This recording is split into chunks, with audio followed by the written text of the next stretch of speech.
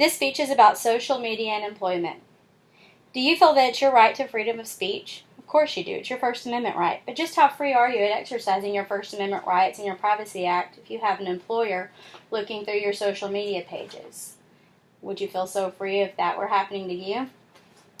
According to Rainey, nobody should make the mistake of believing that social media background checks are some passing fad. They are the wave of the future. It's not uncommon for employers now, whenever you submit an application, to ask for your social media password and to go through your things. Although I agree that it's more important for you to be careful of what you post on your page, the problem with this is employers are perusing through your personal items. You're not free to be yourself. You're not free to exercise your personal rights. There's quite a few disputes going on right now about gay marriage. Rand Paul.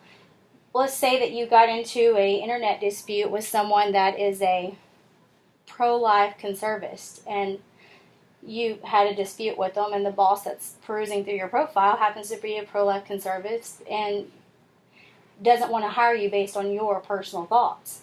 That would be a violation of your First Amendment rights. That would also be a violation of your privacy.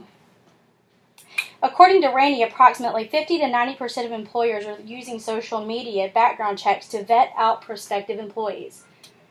How would you feel if you were putting in a job application? Let's say you went to college for 4, 5, 6 years to get your degree, and someone went through your personal profile and decided to cut you out based on some old fraternity pictures that you have on there, or perhaps maybe something you got tagged in. Maybe you got tagged into a lewd comment or something that you wouldn't normally participate in. That doesn't make you less qualified for the job, but it does put a stipulation on that. Another problem with being able to vet through, for employers to be able to go through your social media pages, is for them to make a preconceived judgment of who you are. I hate for people to go through my page and look at photographs of me and my Sunday clothes, to have on house shoes and stuff like that, and judge who I am based as an employer, because I'm not an employer 24/7, I'm a person. According to Teens and Privacy, there's even a verb for people who are getting fired for what they put on websites. Deuced is named after a woman that was fired for writing about her job in a blog. How many of us go on Facebook, social media, Twitter, blogging, and vent about our day? That just about everybody's done that or will do that. I think as long as you're not engaging in any slanderous acts, you should be able to post about your day however you see fit. That is your First Amendment right to feel a certain way. And it's a violation of your privacy for your bosses to judge you based on how you feel as a person. You're able to voice your opinions and still be a good employee. Some of the other problems that are going to arise with this situation with employers is they may indiscreetly discriminate against you.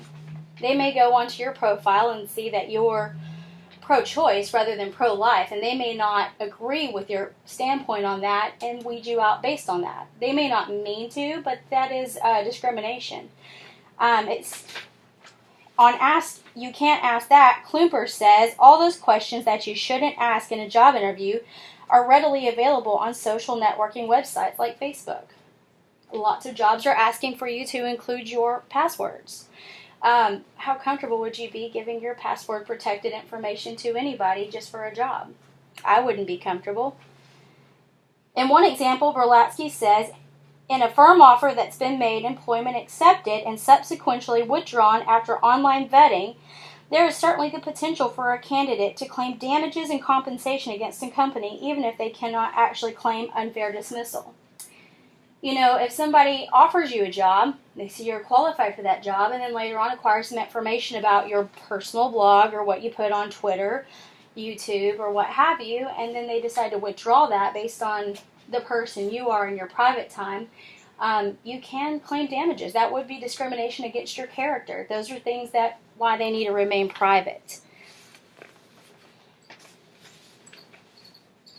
We could easily solve this problem by outlawing employers to be able to go into your websites and to ask for your password protected information. I mean, they already run credit checks on you. Would you give them your passcode to, let's say, your bank account?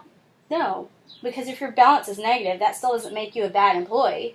Maybe you're not so good at balancing your checkbook, but you could still be a really good employee. It's really nobody's business. That comes into your Privacy Act. It doesn't matter who you are when you leave the workplace, unless you're directly slamming the company that you work for. National Labor Relations Board encourages employers to having a social media policy. One personal experience that I had are two gentlemen were Facebook friends outside their job.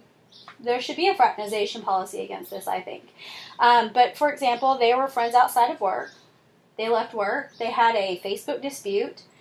And one of the guys decided, since they worked for the same company, he was going to print this little paper trail out, present it to his boss, and say, now I have a hostile work environment. Well, you were friends on Facebook before you had that work environment. So what you have is a hostile personal issue with somebody else. You don't have anything to do with the employer. You can go to a bar and get into a fight. This happens. We have Northgate. And that is a hostile situation. That if you go to work and that guy happens to work within your company, that's not your job's fault that you put yourself in a hostile situation. There should be fraternization rules against this. Employees shouldn't be friends on social media because sometimes you have people that can just dish it out and not take it, to be honest with you. There are some guidelines within National Labor Relations Board, but they're still very broad and leave much to the imagination. There's several states. There's about 6 states right now that are prohibiting the asking of social media passwords. However, whenever you restrict your audiences on places such as Facebook, Twitter, and what have you, that does not mean that you don't have a mutual friend with your future boss that can't share some information off of your page to that boss if they ask for it. So that's sort of like a false sense of security. Your stuff is still out there. I do think that you should be responsible for what you put on your social media pages because there are fine lines that people are crossing. They're oversharing information. Popularity is growing in using social media for employment screening. They're using LinkedIn, blogging, Twitter, YouTube, Facebook, Google. But you got to be careful what you post. You should be held responsible for what you post. You can't post staying hydrated on my day off and do a keg stand and post that to your Facebook page and expect that not to come back and get you. That's just a matter of maturity. However, if you were tagged on posts like this guy got drawn on because he was drinking too much at a friend's party, this could have happened 10 years ago, guys, and you could have been tagged out just this week. That doesn't mean your boss gets to judge who you are as an employee. Facebook fired. These are some real situations that have recently hit the media. The first one is a young lady that had internet access that updated her Facebook status, and she put, first day of work was dull. They let her go. Well, everybody's first day of work is dull because you don't know what you're doing. They usually put you on there to answer the phone, and you really don't even know what to say. This one is of a school teacher right here, and she was forced to quit over Facebook pictures. Keep in mind, she was on vacation, and there were photographs of her having alcoholic beverage with her family on her vacation. They hit social media, it got reported back to the school, and they asked her to resign. She's a person. She should be able to have a drink. She's over 21 and she's not doing anything illegal, then it's really nobody's business what she does on her personal time. Employers are screening your your social media. I put wanted for thought crime on here because you may not share the same views as your boss. But if your boss is going on and they're logging on and they're trying to judge you gauged on your personal ideals, then you are being discriminated against. You are entitled to have your ideas, your opinions, your dreams, your goals, what have you. Right now, the average is 1 in 3 employers are pre-screening you on social media devices. A lot of people doesn't know this. This is growing in popularity. 76% of these people are using Facebook to look at your stuff. And like I said, even if you have your audience set to protected class of people, does not mean that you don't have someone in that office that's sharing your information to that boss, like the personal example that I just gave you guys.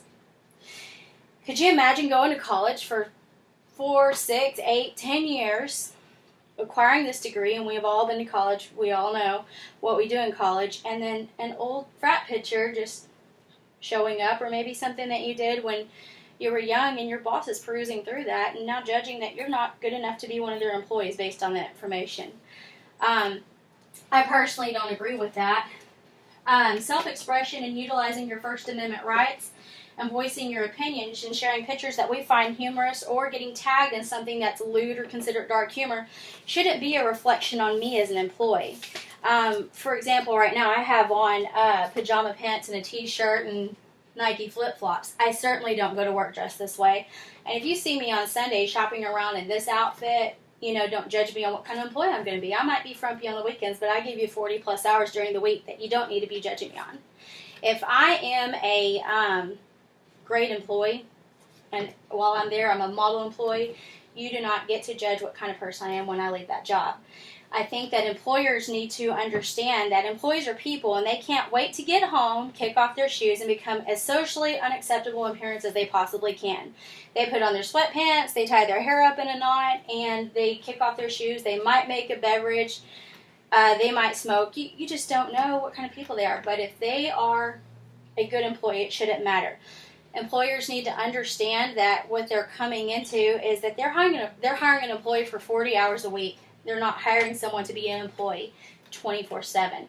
That doesn't make you a bad person if you do those things. It makes you human. Thank you.